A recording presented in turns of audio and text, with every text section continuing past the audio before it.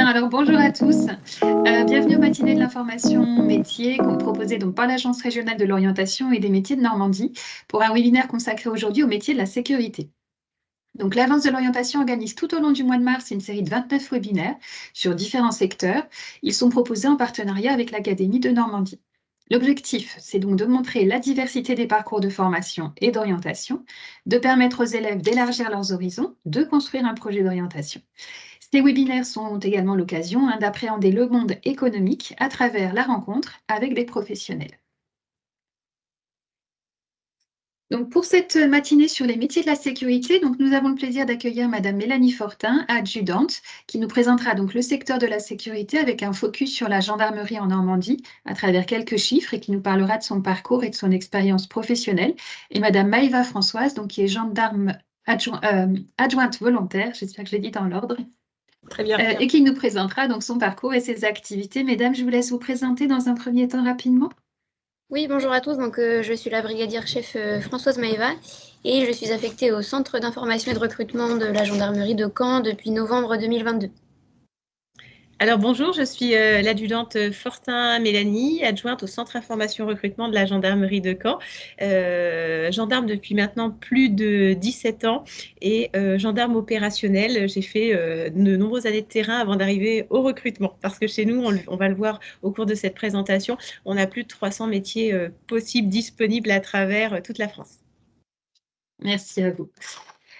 Donc ensuite, donc je vous présenterai rapidement donc, la plateforme Destination Métiers, la plateforme de l'Agence régionale de l'orientation et des métiers, sur laquelle vous pourrez retrouver des informations à la fois sur des métiers, entrer en contact avec des professionnels ou des étudiants et rechercher des stages. Et puis évidemment, nous finirons par un temps de questions-réponses avec nos invités. Donc n'hésitez pas tout au long de la présentation à noter vos questions sur l'espace conversation et on y reviendra juste en fin de présentation. Alors, juste en introduction, je vais faire très rapide. On reprend un petit peu ce que signifie l'entreprise, le secteur d'activité pour que vous ayez 2-3 notions, mais je fais très rapide. J'ai schématisé au maximum. Donc, l'entreprise, ça va être une organisation avec des hommes et des femmes qui produisent des biens. Donc, ça peut être des biens matériels comme une voiture, par exemple, ou immatériels comme un jeu vidéo qu'on peut acheter en ligne. Et puis, il peut y avoir aussi des entreprises qui produisent des services. Ça peut être un cours de conduite ou d'informatique, ou pour le secteur qui va nous intéresser aujourd'hui, un service comme la sécurité publique. Et puis, un secteur d'activité, ça va être un domaine qui regroupe en fait l'ensemble des entreprises dont l'activité économique principale est la même. Donc, on va parler du secteur de l'automobile, de l'informatique, du secteur de la justice, de l'armée, de la sécurité. Voilà, donc on est sur des ensembles qui permettent de regrouper les activités communes des entreprises. Voilà, je ne vais pas plus loin. Voilà, c'était pour vous donner deux pistes déjà d'éléments d'information. Et puis, nous allons pouvoir commencer avec votre intervention, Madame Fortin. Voilà. Donc, j'ai repris vos documents et si ça vous convient, on commence par la petite vidéo. Oui, très bien. Et puis après, n'hésitez pas à m'indiquer.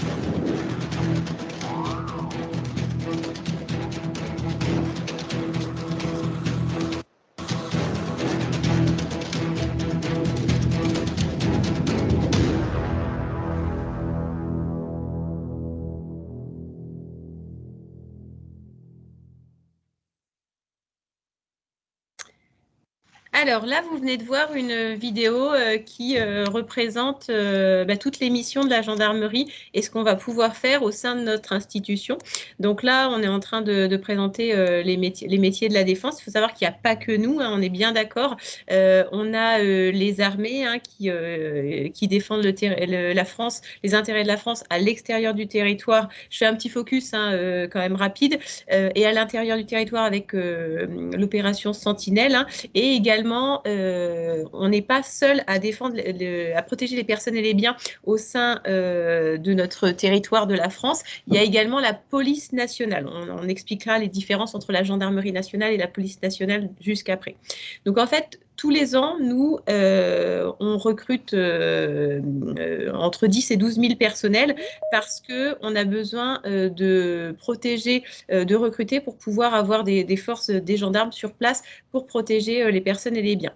On est présent sur 95% du territoire national. Les 5% restants, ça va être la police nationale. Et on assure la protection de 50% de la population. Donc, un citoyen français sur 2 est en secteur gendarmerie. On est plus de 130 000 personnels à assurer ces missions. 100 000 dont c'est des actifs. C'est leur métier du 1er janvier au 31 décembre. Et ensuite, 30 000 personnels gendarmerie qui sont des réservistes qui vont venir renforcer ponctuellement les rangs de la gendarmerie, en plus d'être étudiants, en plus d'être à la recherche d'un emploi ou en plus de travailler dans des secteurs divers et variés. Et nos missions, on les assure autour, notre travail, on l'assure autour de 5 missions principales: rassurer et protéger, enquêter et interpeller, maintenir et rétablir l'ordre. Donc là, ça va être plus le travail des gendarmes mobiles. On évoquera dans la diapo après, dans une des diapos après, ce qu'il en est. Intervenir et défendre, et anticiper et renseigner. Alors, on va parler des différences entre la police nationale et la gendarmerie nationale. Donc, la première grande différence, ça va être le secteur d'intervention. Nous, ici, avec Maeva, on travaille sur Caen. On est implanté, nos bureaux sont implantés à Caen, mais on va travailler dans les 3 départements de la Manche, de l'Orne et du Calvados. Et on va donner l'exemple de Caen. La police nationale, en fait, elle est implantée dans les grandes villes et en périphérie des grandes villes. Donc, ça va être le cas de la ville de Caen. Et la gendarmerie nationale va être implantée en campagne, mais également en périphérie des grandes villes. C'est pour ça qu'on est présent sur 95% du territoire national. La seconde grande différence, ça va être le statut. Les gendarmes sont militaires et les policiers nationaux sont fonctionnaires de police. Donc, ce statut militaire entraîne la 3e différence. Pour les gendarmes qui vont être d'actifs, qui vont être opérationnels sur le terrain, on va avoir le droit à un logement de fonction. On va être logé sur notre lieu de travail. Pourquoi? Parce que ce statut militaire entraîne de la disponibilité et on a des astreintes, une dizaine d'astreintes au mois. Soit on attend à notre domicile, soit on a des services de proposer, d'imposer. Mais s'il y a besoin d'une intervention, s'il y a besoin d'aller renforcer des camarades sur le terrain, tout de suite, on va être disponible pour monter en puissance. En gendarmerie, on n'est jamais seul, on travaille toujours en équipe. C'est ça qui fait la richesse de la gendarmerie. On peut passer à la diapo suivante. Donc là, je vais laisser la main à Maeva. Elle va présenter les différentes subdivisions d'armes et l'organisation de la gendarmerie. Alors, la première subdivision d'armes que vous pouvez voir à gauche de l'écran, donc la garde républicaine, qui est basée à Paris. Donc, c'est le service d'ordre et de sécurité de la gendarmerie nationale, avec les cavaliers, les motocyclistes, la fanfare, donc les musiciens, ainsi que les piétons. Tous ces gendarmes, vous pouvez les retrouver, vous les avez sûrement déjà vus lors du défilé du 14 juillet. Et donc, ils sont là pour représenter la France aussi à l'étranger. C'est l'image de la France à l'étranger. Et ils sont là pour la sécurité des édifices nationaux, donc comme le Palais de l'Élysée, Matignon, le Sénat, etc. Et les piétons assurent aussi la garde rapprochée, donc du président de la République notamment, mais aussi de plusieurs personnalités politiques. Donc voilà pour la garde républicaine. Ensuite, on va avoir la gendarmerie départementale. C'est la subdivision d'armes où il y a le plus de militaires, avec à l'intérieur plusieurs métiers différents. Je pense qu'il faut couper les micros, s'il vous plaît. Avec plusieurs métiers différents à l'intérieur. Donc, on va avoir notamment les maîtres de chiens, les pilotes en brigade rapide d'intervention, les techniciens en identification criminelle, les militaires qui travaillent en maison de protection des familles, les militaires qui travaillent en brigade nautique et j'en passe, hein, comme on le disait tout à l'heure, il y a plus de 300 métiers, donc on ne va pas tous vous les présenter aujourd'hui, mais voilà, pour vous montrer un petit peu le panel. Et évidemment, la gendarmerie départementale, plus largement, ce sont les gendarmes que vous voyez autour de chez vous, sur le bord de la route. Ce sont les gendarmes que vous pouvez aller voir en brigade si vous avez un problème ou simplement une information à leur délivrer. Voilà pour la gendarmerie départementale. Et la troisième subdivision d'armes, c'est la gendarmerie mobile. Donc l'équivalent en police, ce sont les CRS. Généralement, on donne cet exemple, hein, ça vous permet de bien vous situer et c'est peut-être un peu plus parlant pour vous quand on parle de CRS. On a les gendarmes mobiles chez nous qui sont là pour la protection, mais donc la protection lors de manifestations. Ils peuvent travailler en montagne, parfois. Il y a aussi des musiciens à l'intérieur de cette subdivision d'armes et donc ils vont travailler en déplacement une journée, une semaine, un mois ou 3 mois. Ce qui va faire qu'ils vont partir en déplacement, c'est surtout les actualités, hein. Donc ils sont là voilà, pour protéger et pour la sécurité lors des manifestations. Alors on parle de manifestations qui peuvent parfois pas être très positives, mais ça peut aussi être des manifestations plus joyeuses lors de festivals par exemple. Voilà pour la gendarmerie mobile. Et puis en dessous, vous avez le GIGN, le groupe d'intervention de la gendarmerie nationale. Donc je reviens sur la gendarmerie départementale au milieu.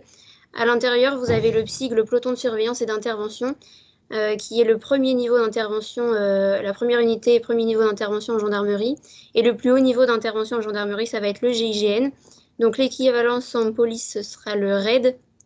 Et donc, ils sont formés à des interventions de plus haut niveau, on va dire, avec du matériel spécialisé, etc., pour tout ce qui est attentat, tentative d'attentat, retrancher les prises d'otages, etc. Donc, potentiellement, vous avez déjà pu voir quelques images à la télé.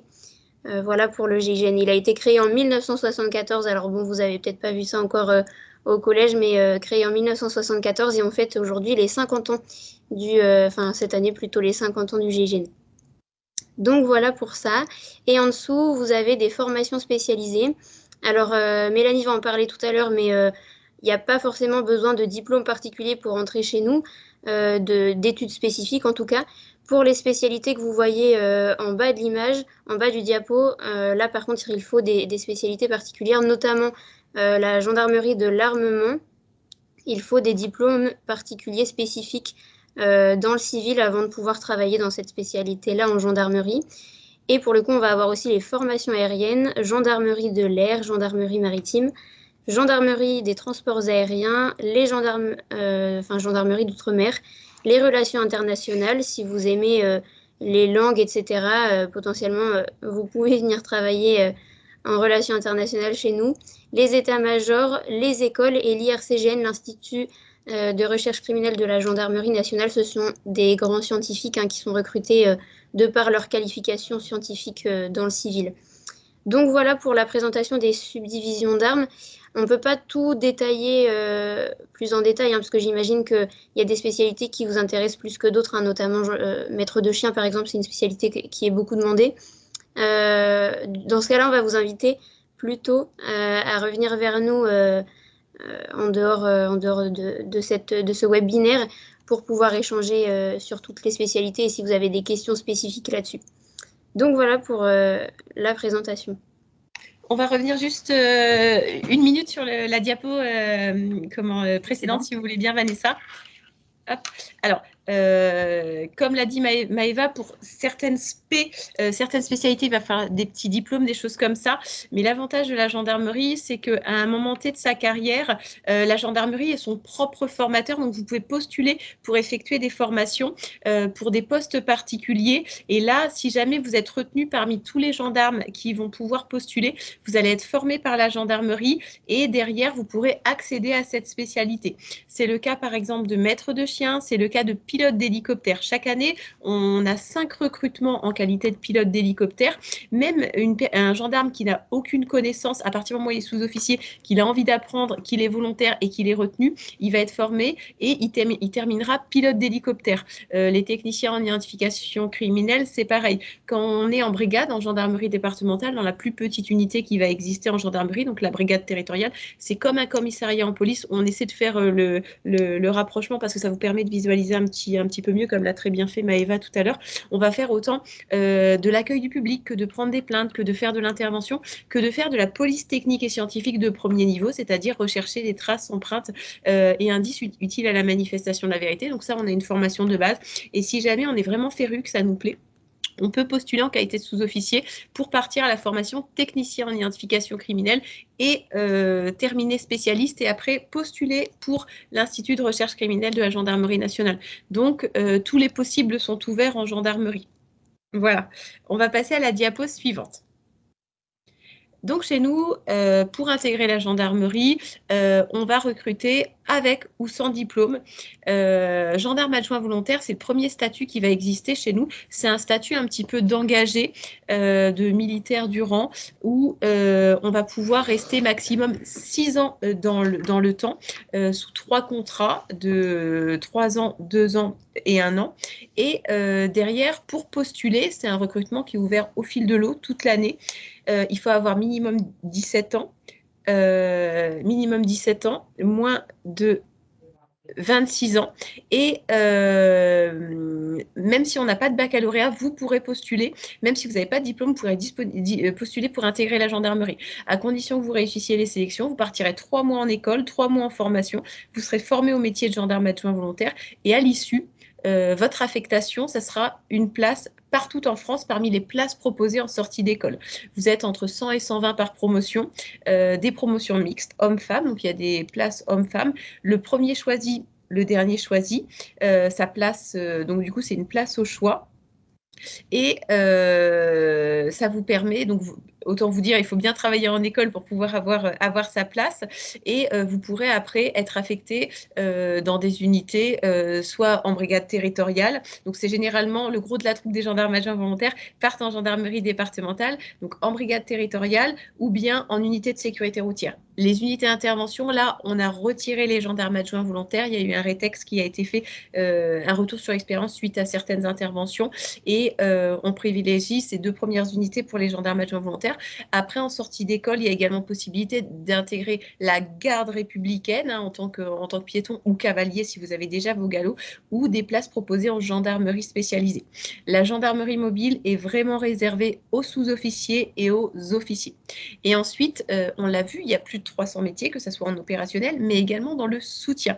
Parce que pour que la gendarmerie fonctionne en opérationnel, il va falloir du monde en secrétariat, en ressources humaines, en comptabilité, en restauration. En fait, la gendarmerie a ses propres restaurants dans certaines casernes de gendarmerie.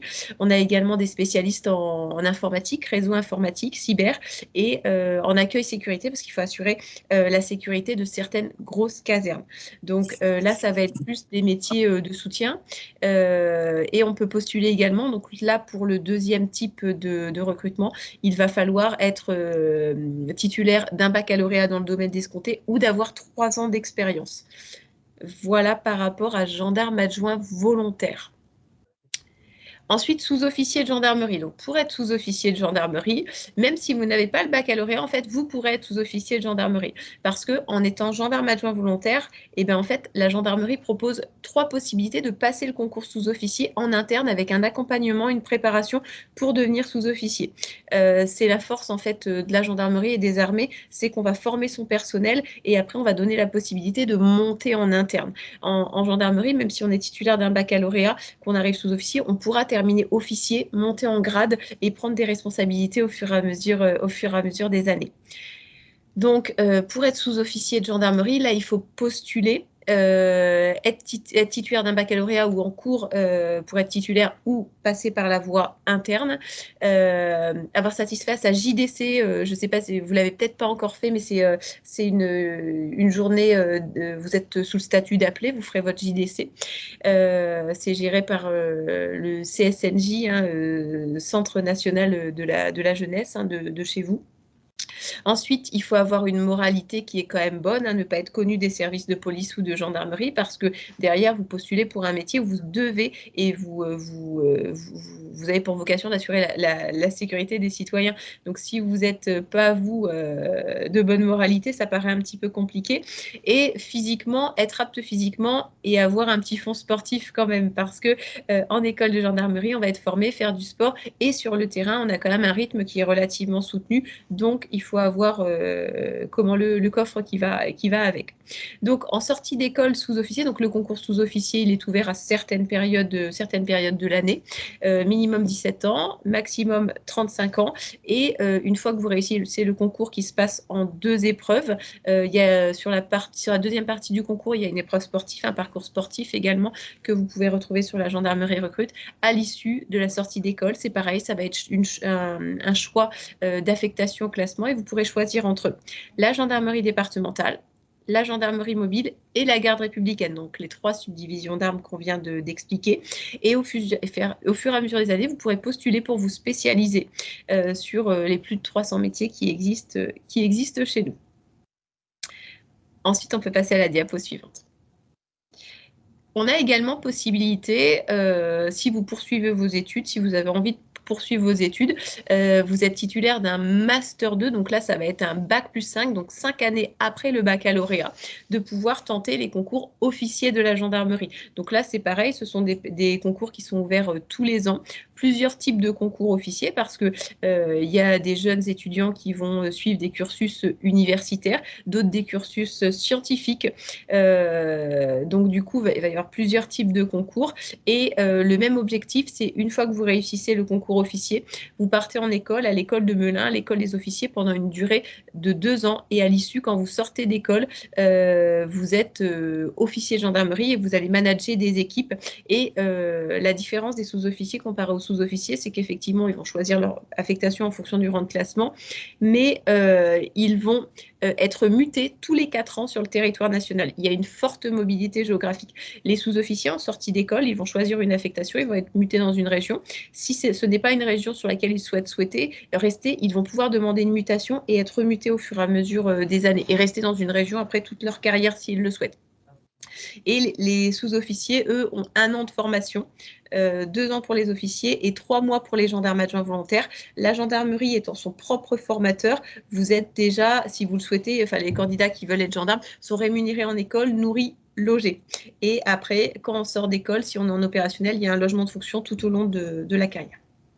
Ensuite, on va aller sur la diapo suivante. Alors, comme on l'a dit, on a des gendarmes qui sont en opérationnel, donc eux, ils vont être sur le terrain.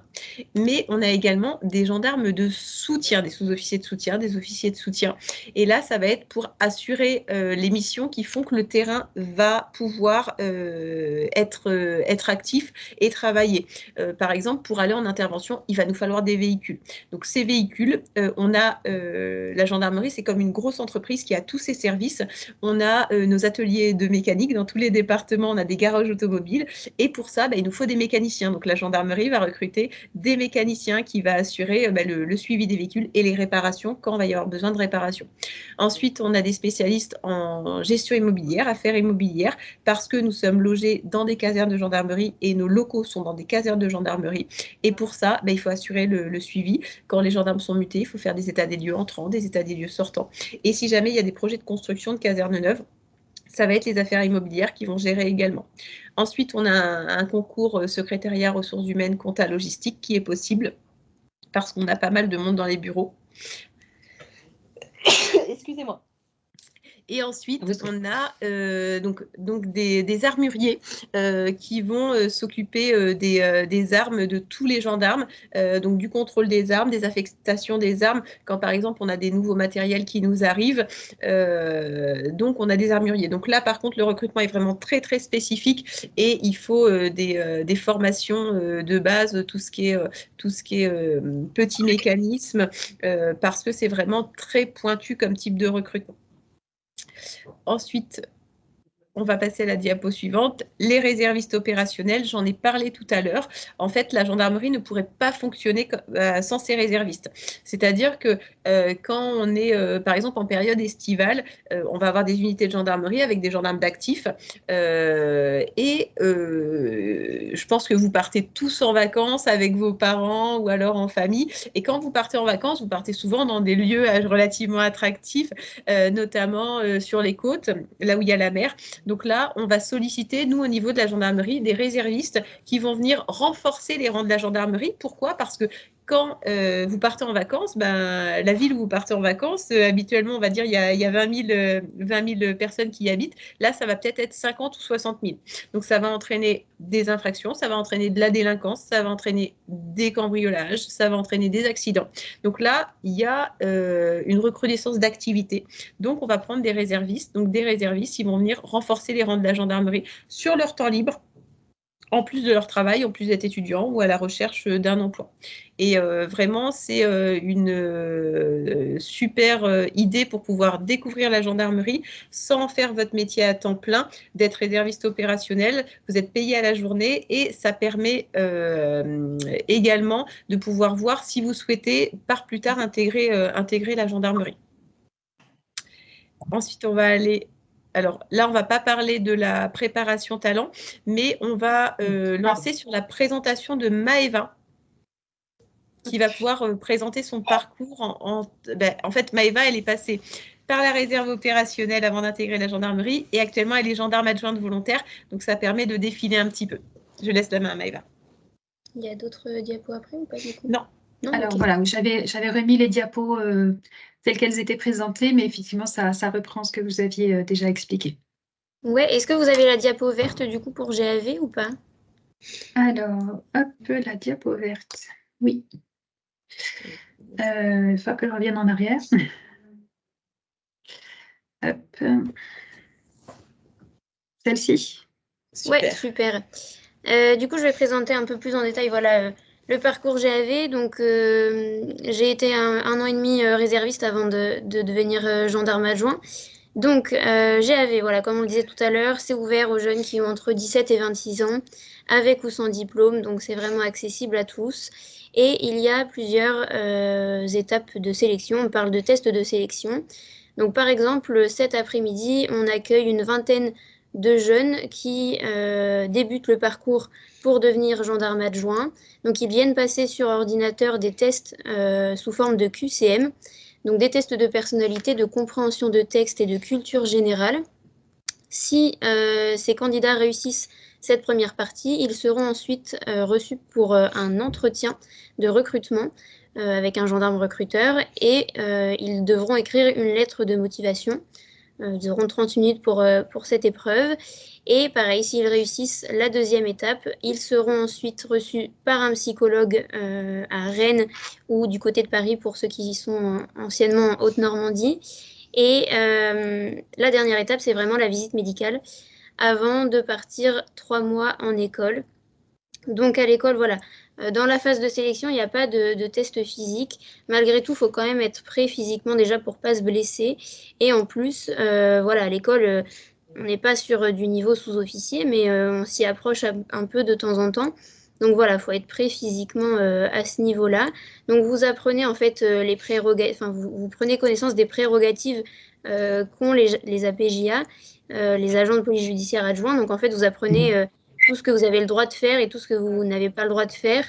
Et voilà, vous apprenez, vous faites un peu de police judiciaire, vous faites un peu de prévention, etc., comme c'est écrit sur le diapo. Et en fait, durant ces 3 mois, voilà, vous apprenez toutes les informations nécessaires pour pouvoir après être un bon gendarme sur le terrain. Oui. Pourquoi toi, personnellement, t'as passé par ça? Oui. Alors du coup, pour plus personnellement, voilà, j'étais gendarme adjoint, enfin j'étais réserviste opérationnel dans un premier temps et j'ai voulu m'engager un petit peu plus parce que la réserve opérationnelle, voilà, c'est super quand on est étudiant ou qu'on a une autre activité professionnelle à côté ou bien qu'on ne souhaite pas entrer d'active en gendarmerie, mais pour le coup, j'avais l'impression de ne pas travailler assez en gendarmerie. Enfin, ça me manquait en fait quand quand je travaillais juste le week-end. Et donc, j'ai voulu m'engager encore plus pour être au service de la population. Bon, voilà, je travaille au centre information recrutement et travailler auprès des jeunes, c'est vraiment quelque chose qui me plaît. Donc voilà, mais dans un premier temps, je me suis engagée déjà en réserve opérationnelle pour être là au service des personnes. Et pour rappel aussi, la mission principale qu'on présente généralement, les gendarmes sont là pour la protection des personnes et des biens. Donc voilà, c'était une des motivations principales pour mon entrée après en tant qu'active en gendarmerie. C'est OK? Oui, c'est OK. En fait, on fait un travail de passion. On fait un travail de passion. Si on est là, c'est pas pour rien, c'est parce qu'on a une vocation, on est foncièrement altruiste et qu'on aime faire un métier où il n'y a pas de routine, où on s'ennuie jamais, on ne sait jamais à quoi vont ressembler nos journées. Et ça, c'est vraiment très riche. Et le travail en équipe, l'esprit cohésion au sein de notre gendarmerie. Merci à vous deux. Alors, je vais revenir du coup sur... Hop. Vous aviez une diapo sur les niveaux d'études. Oui. Je la représente juste pour que les personnes qui participent au webinaire puissent visualiser un petit peu comment ça se présente. Ça reprend un peu tout ce qu'on a dit. C'est vrai que cette affiche est pas mal. Ça permet de synthétiser. Ça permet de visualiser en fait qu'on peut intégrer avec ou sans diplôme, avec un baccalauréat, avec un bac+3, un bac+5, ou alors vraiment sans diplôme pour la réserve opérationnelle ou gendarme-major volontaire. Donc peu importe, à partir du moment où vous remplissez des conditions, la moralité, la bonne santé physique, il y aura toujours moyen de postuler en gendarmerie. Merci. Alors, du coup, je passe peut-être pas cette vidéo-là, puisqu'on va essayer de rester dans les temps. Mais je pense que ce sont des vidéos qu'on peut retrouver sur le site Totalement. Gendarmerie Recrute. Voilà, donc n'hésitez pas au fur et à mesure à poser vos questions. On va y revenir juste après. Je vais juste prendre un petit temps pour vous présenter rapidement la plateforme Destination Métier. Donc, c'est une plateforme qui vous permet d'avoir des informations sur les métiers, d'entrer en relation avec des ambassadeurs métiers ou formations, donc des professionnels inscrits sur le site et volontaires pour être interviewés sur leur métier, et la possibilité de faire des stages de découverte de 3 à 5 jours ou des stages plus longs pour les personnes qui seront en lycée professionnel ou en études supérieures. Et la possibilité, le plus en fait, donc pour les enseignants, de se créer un compte pour pouvoir contacter des ambassadeurs qui sont d'accord pour intervenir auprès des classes. Donc, je vous présente très rapidement le site. N'hésitez pas à revenir sur le site par la suite. Il est possible que vous y ayez accès depuis l'ENT de votre établissement. Sinon, directement en allant sur le site, depuis votre smartphone également, ça fonctionne. Donc, le site se présente avec 3 catégories: s'informer sur les métiers, rencontrer un ambassadeur métier et formation, ou trouver un stage en entreprise.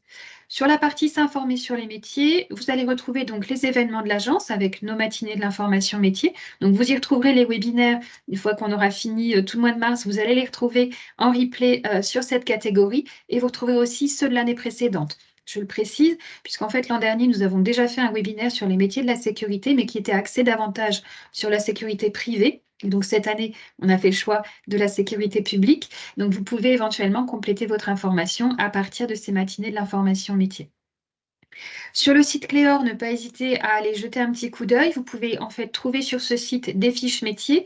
Donc, si on remet la catégorie qui nous intéresse actuellement, gendarme par exemple, vous allez retrouver des informations sur la sécurité publique en général, des statistiques normandes, mais vous pouvez bien évidemment mettre votre ville si vous le souhaitez pour en savoir davantage. Vous allez retrouver une catégorie formation et débouchés qui vous permet de vérifier par niveau d'études si ça existe en fait sur la Normandie. Donc par exemple, si on prend le bac professionnel métier de la sécurité qui va regrouper un petit peu l'ensemble des catégories de métiers de ce secteur d'activité, on va avoir la liste des établissements qui proposent cette formation-là, qui est très sélective, mais voilà, il faut savoir que ça existe. Et puis, vous allez pouvoir, si vous le souhaitez, faire des recherches par centre d'intérêt.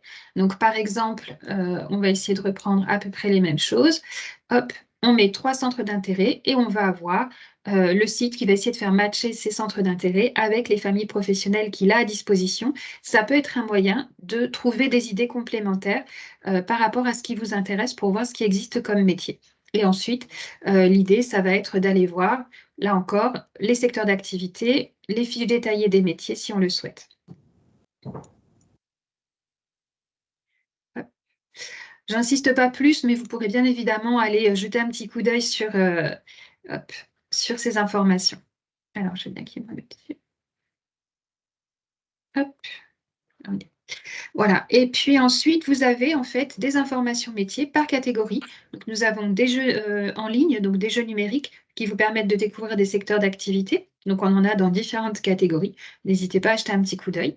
Vous allez également avoir des informations par secteur d'activité avec des cités doc, donc des listes de sites internet fiables sur lesquels vous aurez de l'information, des vidéos d'ambassadeurs, des vidéos d'animation, des ressources, le domaine de la cybersécurité qui fait partie aussi des activités possibles. Donc, pas hésiter à jeter un petit coup d'œil là-dessus. Ensuite, on a la catégorie ambassadeur. Donc, en fait, il faut se créer un compte sur le site pour pouvoir accéder à des fiches. Mais une fois que c'est fait, on indique par exemple le secteur d'activité sur lequel on souhaite de l'information. Donc là, je vais prendre justice, police, armée, sécurité. Et on va voir la liste des professionnels qui sont d'accord pour être contactés et interviewés sur leur métier. Donc, n'hésitez pas à jeter un œil là encore et à voir si vous pouvez contacter des personnes. Donc, par exemple, ici, on a une personne qui est donc un adjudant qui est d'accord pour parler de ses missions, qui explique son parcours et qui, donc vous allez retrouver les vidéos et qui indique les principales qualités pour son activité. Si vous êtes intéressé, vous avez juste à cliquer sur contacter, vous mettez un petit message. Bonjour, je suis élève en telle classe dans tel établissement, je souhaiterais vous contacter pour des informations et ça suffit. Hop. Et puis, dernière possibilité, ça va être de faire une recherche pour des stages. Alors, sur le secteur des métiers de la sécurité, c'est un petit peu plus compliqué d'avoir des stages, mais ne pas hésiter à regarder. Alors, j'ai regardé tout à l'heure. Pour l'instant, on a peu de propositions, mais c'est vrai que c'est un petit peu délicat d'accueillir des mineurs sur ces secteurs d'activité, je pense. Mais voilà, on peut... Je me permets d'intervenir par rapport au stage en gendarmerie. À partir du moment où les jeunes arrivent en classe de 3e, au tout début de leur scolarité, qu'ils n'hésitent pas à contacter les groupements de gendarmerie. Donc, en fait, c'est les chefs-lieux de chaque département. Donc, pour le Calvados, ça va être Caen. Ils apportent une lettre de motivation adressée au commandant de groupement. Donc, le commandant de groupement, c'est le colonel qui commande tous les gendarmes du département du Calvados. Et il demande à faire un stage 3e d'une semaine au sein de la gendarmerie. Et vraiment, dès le début de la 3e, il faut le faire parce qu'on a quelques places et il ne faut pas hésiter à demander. Donc, pareil pour tous les autres départements. Voilà, donc n'hésitez pas, comme ça, vous avez l'info pour la classe de 3e. Et puis ensuite, pareil, vous avez des catégories de stages qui sont indiquées si vous souhaitez faire un stage dans ces métiers-là. Je vais faire rapide, j'essaye de tenir le temps. On va pouvoir, si vous le souhaitez, passer à vos questions. Alors, y a-t-il des questions, Samuel, éventuellement? Oui, dis-moi. Oui. Alors, j'ai pas entendu, je suis désolé, j'ai juste entendu mon prénom. Dis-moi, Vanessa. Je voulais juste savoir s'il y avait des questions dans la conversation, en fait. Alors, je regarde ça. Hop. Alors, j'ai une question. Est-ce que si on fait gendarme et que l'on fait un autre métier par la suite, est-ce qu'on a le droit de revenir dans la gendarmerie? Alors, c'est arrivé à des personnes qui ont commencé leur carrière en gendarmerie, qui sont partis, qui ont fait un autre métier. Et oui, effectivement, soit ils ont moins de 5 ans, ils ont plus de 5 ans de service et là, dans ces cas-là, enfin moins de 5 ans qui sont partis, ils peuvent demander à réintégrer. Sinon, ils repassent les concours et ils peuvent réintégrer la gendarmerie sous réserve de réussir les concours. Au même titre, en gendarmerie, on a possibilité également d'aller jusqu'à 25 ans de service, entre 17 et 25 ans de service, d'avoir une pré-retraite, c'est-à-dire une retraite gendarmerie immédiate et de pouvoir travailler dans un autre corps de métier, soit dans le civil, soit dans le public, et également de continuer à être gendarme réserviste. Donc en fait, on a énormément de possibilités au sein de la gendarmerie. Merci. Alors, j'avais des questions qui avaient été envoyées par un collège. Donc, les sortes de classifications dans le domaine de la sécurité. Donc, je reprends rapidement, en fait, c'est ce qu'on a évoqué. Donc, nos invités d'aujourd'hui présentaient la gendarmerie, mais d'une manière plus générale, c'était le secteur de la sécurité publique. Et puis sinon, on a la catégorie secteur de la sécurité privée. Au niveau des métiers, bien évidemment, donc vous l'avez dit, dans la gendarmerie, on a énormément de métiers disponibles. Et puis, si on prend les métiers les plus classiques dans le domaine de la sécurité privée, En gros, ça va être tout ce qui va être surveillance humaine, vidéosurveillance, télésurveillance, tout ce qui va être gardiennage, tout ce qui va être voilà, transport d'objets du domaine privé. Et puis du coup, alors ce que j'avais noté par rapport au secteur public, c'est ce que vous avez évoqué, hein, c'est tout ce qui est assistance, secours aux personnes. C'est bien ça. La partie maintien, rétablissement de l'ordre public, la sécurité routière, les investigations judiciaires, la protection des biens publics. Voilà, pour différencier avec, par exemple, quelqu'un qui garderait des objets dans le domaine privé. Tout ce qui est surveillance des frontières aussi, alors c'est la gendarmerie, mais c'est peut-être, il y a des catégories spécifiques. On n'a pas évoqué la douane, ou je ne sais pas si c'est dans le même domaine. Alors, la douane ne fait pas partie de la gendarmerie. Par contre, Oui. on va pouvoir travailler avec eux au même titre que d'autres administrations, d'autres services.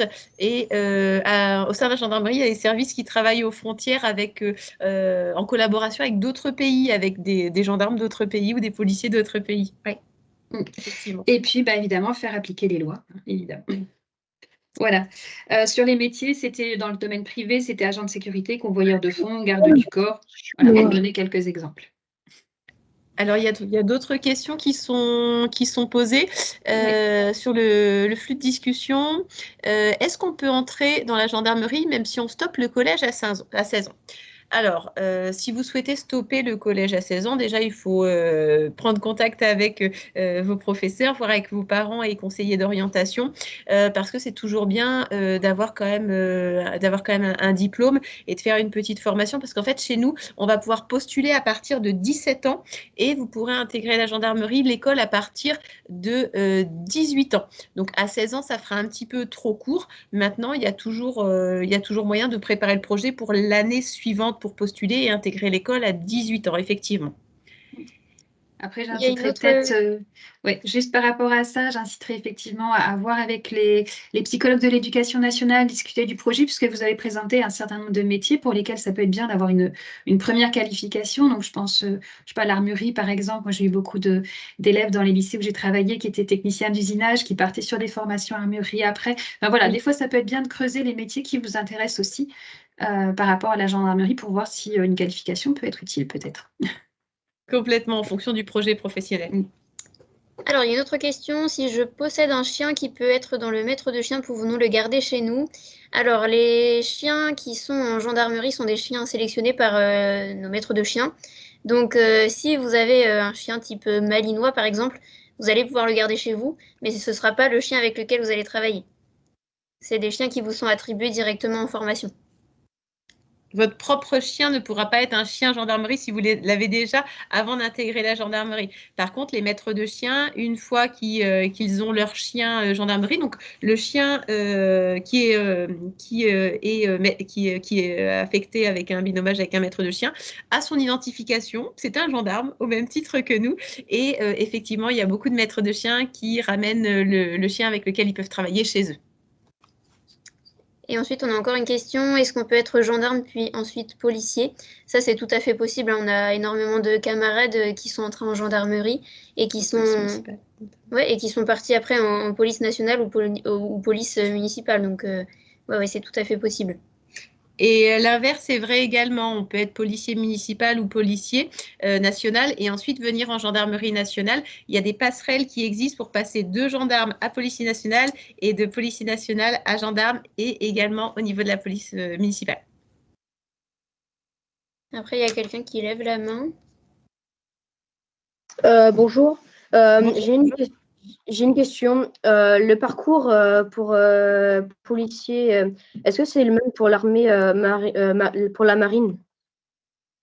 Alors, pour la marine nationale, effectivement, tu as totalement raison.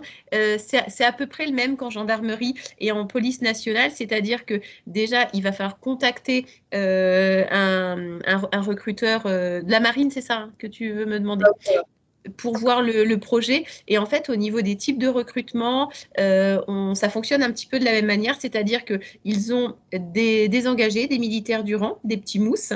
Ensuite, ils ont des sous-officiers et des officiers. Et ça va dépendre du niveau d'études, du projet professionnel, de multiples choses que toi, tu auras envie. Mais ce qui est important, c'est d'aller, comme a été dit précédemment, rencontrer un professionnel pour pouvoir parler de tes envies, de tes projets, pour pouvoir être orienté au mieux. D'accord. Et à quel âge on peut recruter la marine?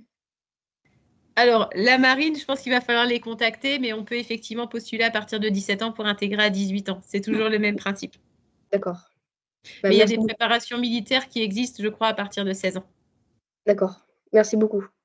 De rien, avec plaisir.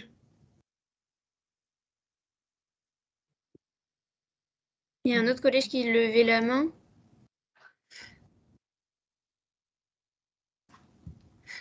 Voilà, des conversations. Alors, le collège de Vimoutier avait une question peut-être. Collège Vimoutier, vous aviez une question? Non, désolé, c'était moi, mais je l'ai fait. D'accord. Alors, il y avait juste une autre question qui avait été posée en amont. Pardon. Oui. C'était concernant en fait les dangers en fait dans le domaine de la sécurité. Alors, bien évidemment, on peut considérer que c'est un métier dans lequel il peut y avoir une part de danger. Voilà. Alors effectivement, on est confronté à la réalité de la population française, hein, et on est là pour protéger. Donc si on protège, c'est qu'on est confronté à certains dangers parfois. Mais à ce titre, on a vraiment une formation complète en école, c'est-à-dire qu'on est formé à intervenir aux règles de sécurité.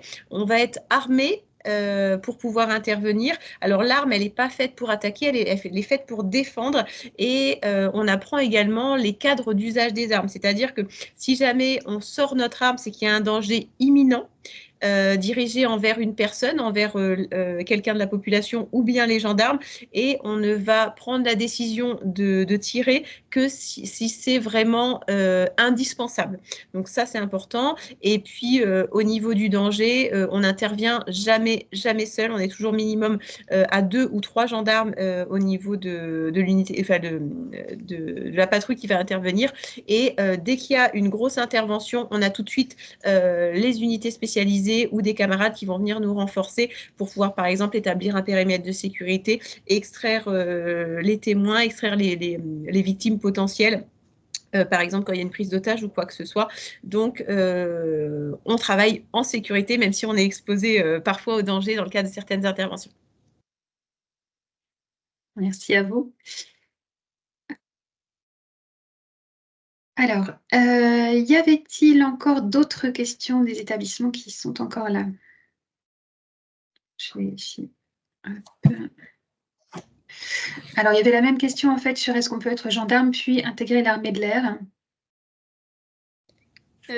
Oui, alors l'inverse est plus vrai que d'être gendarme et après partir dans les armées. On a plus, nous, de militaires qui sont dans l'armée de l'air, qui sont armée de terre ou autres, qui viennent après chez nous. L'inverse est moins vrai, mais c'est tout à fait possible de travailler dans l'armée de l'air et de venir chez nous après, oui. Et on a une explication parce qu'en fait, les armées, l'armée de terre, l'armée de l'air et de l'espace et la marine nationale, en fait, ils partent pendant de nombreux mois de l'année en déplacement à l'étranger, en mission extérieure. Et nous, on travaille sur le territoire de la France, donc on a un logement de fonction où on peut être logé avec nos familles. Eux, ce qui va leur faire quitter parfois les armées et venir en gendarmerie ou choisir un autre projet ou quitter les armées définitivement et partir dans la vie civile, c'est l'envie de se retrouver avec sa vie de famille ou de construire une vie de famille qu'ils n'ont pas forcément pu construire. Il y a une question après sur les maîtres de chiens. Qu'est-ce qu'il faut faire comme études? On va aujourd'hui, parce que pas mal de choses ont changé justement par rapport à cette spécialité-là. Et aujourd'hui, ce qu'on peut conseiller, c'est de passer un diplôme dans le domaine de l'éducation canine ou ce genre de choses et venir après en gendarmerie pour quelques années après devenir maître de chien. C'est un petit peu compliqué d'avoir cette spécialité, elle est très demandée. Il y a 500 équipages en France aujourd'hui, donc un équipage, c'est un maître de chien et son chien. Et donc, voilà, pour avoir un maximum de chance, on va pouvoir vous conseiller de passer des diplômes dans ce domaine-là avant de venir chez nous. C'est vrai pour toutes les spécialités, mais par contre, même si vous n'avez pas de diplôme dans ces domaines-là et que vous êtes passionné, vous aurez toujours possibilité de postuler en gendarmerie à partir du moment où vous ferez partie des gendarmes qui postulaient et qui seraient choisis parce que vous avez mis en avant des motivations légitimes, parce que vous avez aussi votre parcours professionnel qui fait que vous êtes un super professionnel, vous donnez satisfaction, vous êtes toujours disponible, vous vous intéressez à la spécialité. Vous pourrez être pris et être formé au sein de la gendarmerie pour derrière accéder à votre spécialité. On va prendre une dernière question, puis après on va devoir mettre fin au webinaire. C'était le collège Comté qui avait une question. Oui. On vous laisse la parole. Allô? Alors c'est quoi? Quelle est la question? Ah oui. Hop. Allô? Oui. Ah oui. Est-ce qu'on peut faire policier si on a un casier judiciaire? Alors, nous, on va parler pour de la gendarmerie. Non. Théoriquement, non. Par contre, si jamais il y a un casier, ça sera étudié au compte-gouttes parce que parfois, il y a des personnes qui sont accusées pour des choses, c'est classé sans suite, ou alors ce sont des petits faits. Par exemple, un petit vol quand le jeune était mineur ou quelque chose comme ça. Donc ça va être assimilé à de l'erreur de jeunesse. Par contre, quelqu'un qui postule en gendarmerie et qui est connu pour trafic de stupéfiants, il ne sera pas recruté chez nous et c'est pareil pour la police nationale. Alors, est-ce que vous pouvez juste réexpliquer rapidement la différence, mais voilà, rapidement pour finir, entre gendarmerie et police? Alors, il y a 3 différences à retenir pour faire la différence entre gendarmes et policiers. La première, c'est que nous sommes militaires et les policiers sont fonctionnaires. Donc voilà, ça, c'est peut-être pas trop parlant pour vous, mais si vous aimez ce côté militaire, on va vous conseiller de venir chez nous, parce que c'est un petit peu différent en police. La deuxième différence, ça va être au niveau du lieu d'action, c'est-à-dire que les gendarmes vont travailler en zone rurale et périurbaine, hein, donc grossièrement en campagne, alors que les policiers vont travailler en ville. Donc ça, c'est aussi, en fait, si vous vous questionnez à savoir qu'est-ce que je choisis entre la gendarmerie ou la police, ça va être de savoir où est-ce que vous souhaitez travailler plus tard. Est-ce que vous êtes plutôt connecté en ville ou en campagne? Et la dernière différence, ça va être que en gendarmerie, du coup, du fait du statut militaire, on a un logement qui nous attend sur place, peu importe où est-ce qu'on est affecté, alors que les policiers, voilà, c'est à eux-mêmes de se loger. Mais la question, ça va être de savoir où est-ce que vous souhaitez travailler, si vous êtes plus à l'aise en campagne ou en ville. Et les policiers nationaux, vu qu'ils sont fonctionnaires de police, en fait, ils commencent à 1h, ils terminent à 1h. Ils n'ont pas d'astreinte comme nous. Nous, on a un logement de fonction. Il n'est pas gratuit, en fait. Il nous est mis à disposition pour la nécessité de service, dans la mesure où on a 10 astreintes dans le mois où on va pouvoir être appelé. C'est du 24 heures sur 24. Non, pas 24 heures sur 24, on a quand même des repos, on a quand même des permissions, non pas des vacances, mais des permissions. Hein. Mais effectivement, on a une disponibilité qui est quand même importante. J'espère que ça répond à la question. S'il n'y a pas d'autres questions, je vous propose qu'on s'en tienne là. Bien évidemment, hein, je pense que voilà, au niveau des établissements, des élèves, si vous avez d'autres questions, il ne faut pas hésiter à retourner voir donc, sur le site Gendarmerie Recrute et puis peut-être à vous rencontrer aussi sur les forums, les salons, puisque vous y êtes également très régulièrement. Voilà. Eh bien, écoutez, je pense qu'on va s'en tenir là. N'hésitez pas à regarder à nouveau le webinaire sur la sécurité privée si vous voulez comparer un petit peu. On a également un webinaire sur la cybersécurité. Enfin, voilà, il y a beaucoup de choses qui peuvent se décliner dans le monde de la sécurité. Merci beaucoup à vous, Madame Fortin, Madame Françoise, pour votre intervention. C'était très intéressant, très riche. J'espère que ça vous a convenu aussi pour les personnes qui ont participé. Merci à vous pour vos questions également. Et puis, je vous souhaite une très très bonne fin de journée.